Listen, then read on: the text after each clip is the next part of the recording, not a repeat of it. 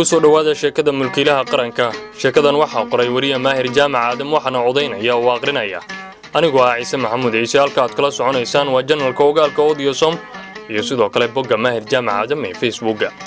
qaybtantii ka horeysay waxa inoo maraysay annagoo ka soo sheekeynay xogihii muhiimka ahaa ee wiila wadaagay barihii jaamacadda ee arrimaha geeska ka faaloon jiray. waxa aynu sabab u soo sameynay laba su'aalood oo jawaabahoodu ay isku mid noqotay, kuwaasi oo kala ahaa ma jirta qowmiyad ku soo duushay Soomaalida oo ka guuleysatay Soomaali, iyo ma jirta in Soomaalidu ka guuleysatay qowmiyad kale oo ay dagaalameen. jawaabaha aynu u helnay labadaasi su'aalood waxay ahaayeen maya. sababaha waxa aynu ku soo xusnay qaybtii tan ka horeysay. waxa inoo joogtay qolkii WhatsApp-ka ahaa oo aan soo sheegnay inay faallooyin ku aadan magaalooyinka Soomaaliyeed ay ka bilaabmeen, taasi oo lagu sheegayo sida qowmiyado kale ay horey ugu lahaayeen balse hadda ay Soomaalidu u sheegato. waxaan ka soo sheekeynay kuwa Soomaalidu ay u taqaan Soomaali in qolkan ay ku soo gudbiyaan nacaybka ay u qabaan dadka Soomaalida ah, iyagoo oo sheeganaya inay yihiin qabiilo ka tirsan qowmiyado aan ahayn tan Soomaalida. Soomaalidana ay ku soo dhaweeyeen dhulka Soomaaliya balse u dhaqan eekaaday Soomaalida. ujeedka ay sidaa u leeyihiinna waa inagii soo warinay.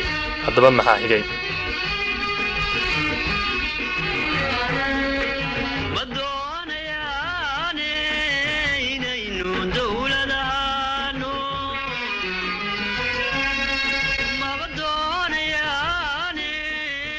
doodaha lama filaanka ah ee ka bilowday gudaha kooxda ayaa bilaabay kala fikir duwanaansho iyo inay isbeegsadaan shakhsiyaad dhowr ah oo malaha kolkoodii hore isku hayay mawduucyo kuwan la mid ah. taas wax fikir ah kama haysto, laakiin waxaan qiyaasi karaa in kooxdan ay horey ugu heshiisay in la xidho mawduucan oo kale ama aan lagu fogaan haddii ay qudhoodu ka midaysan yihiin dhinac. haddana waxaa jirta meelo ay ku qaybsamaan oo ay badi ka qariyaan in dadka kale uu ku garto ama lala garto. weli anigu wax fikir ah ama talo ah kuma leeyahay kooxda, waxaan saahay ruux ka marag ah waxa ka dhacaya madasha. laakiin mar walba wixii aragti ama fikir ah waxaan si gaar ah ula wadaagaa saaxiibkay Mr. Wadani.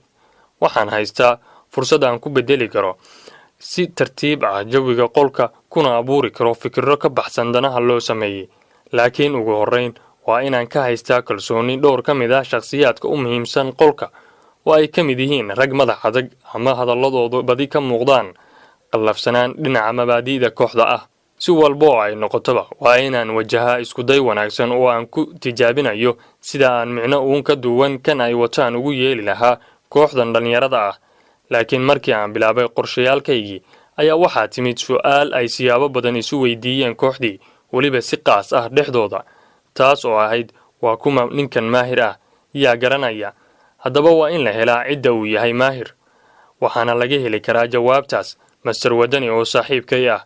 aad baa loo su'aalay arrinkan markuu ka baxsan waayey weydiimaha faraha badan ayuu yidhi, Maahir waa nin wanaagsan, aniga ayaa idinka huba, waxaan nahay isku gobol Shabeellada Hoose, gaar ahaan waa nin reer Marko ah oo garanaya dhulkeennii Jannaale. tani ma ahan sifo ku filan in lagu qanco cidda uu yahay Maahir, laakiin ugu yaraan waa mid keenaysa in Maahir ruux dhow loo arko.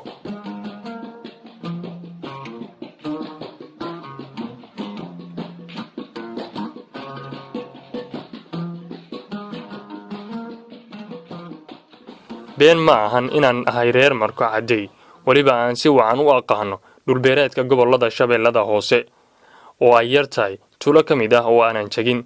laakiin anigu ma aqaano cidda uu yahay Mr. Wadani iyo kooxdiisanba. mana aqaano dhul beero ah oo ay iyagu ku leeyihiin Jannaale, laakiin isaga ayaa horey iigu soo yidhi.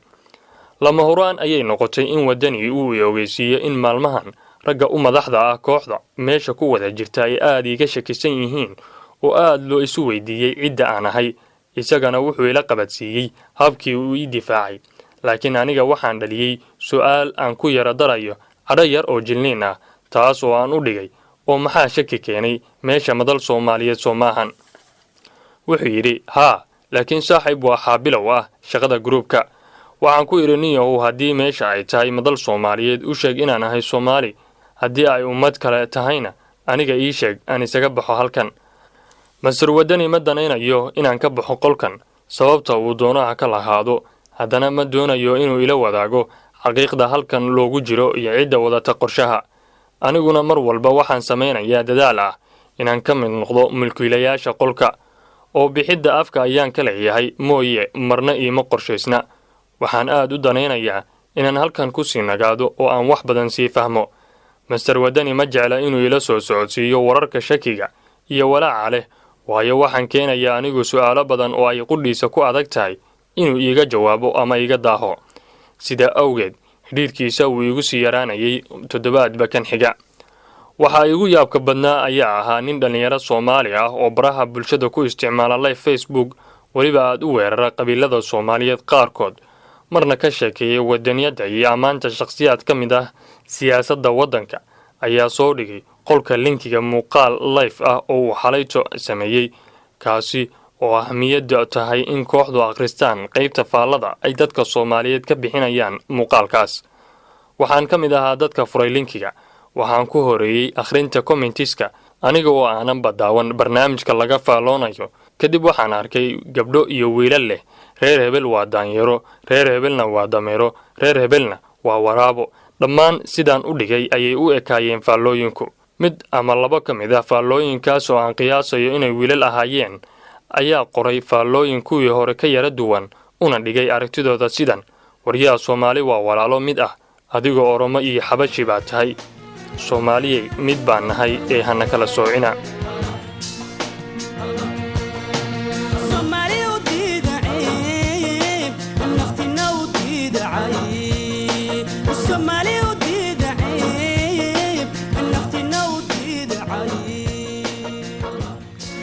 mar walba waxaa badan dadka u hoggaansan jidbada kala soocidda, way yartahay in dadku u jidboodo wadajirka.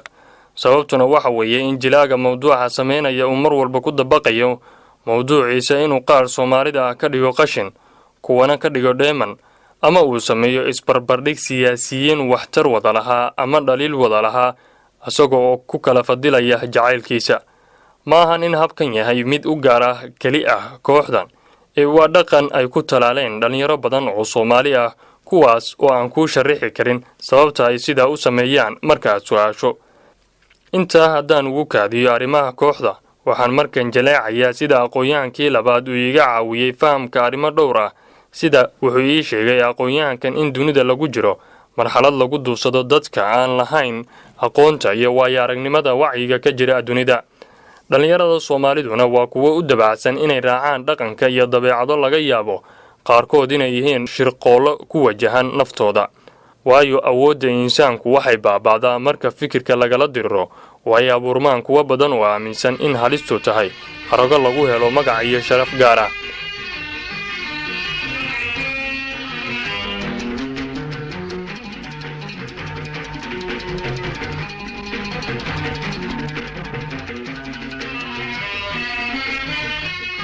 tusaale, waxaa laga dhigayaa wadaniyadda wax lagu sii kala fogaado oo la isku caayo ama koox ay jacaylka ay u hayaan shakhsiyaad madax ah ay ku dhibaateeyaan muwaadiniin badan oo uu sharcigu siinayo inay danahooda ka tala bixiyaan. waxaa la abuurayaa jawi kooxaysan oo u dhigan inuu koox kale ku duulayo.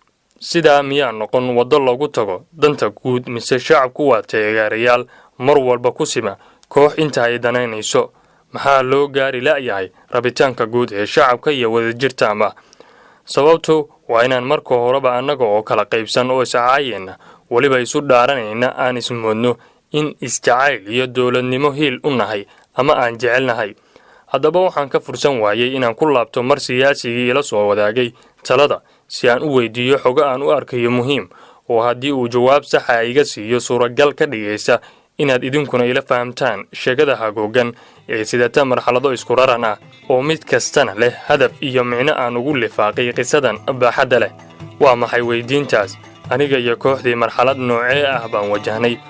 muxuu ahaa muuqaalka aan idiin sharaxay faallooyinkiisa ee uu soo dhigay ninka dhalinyarada ah? waa maxay xaqiiqdu? la soco qaybta 11.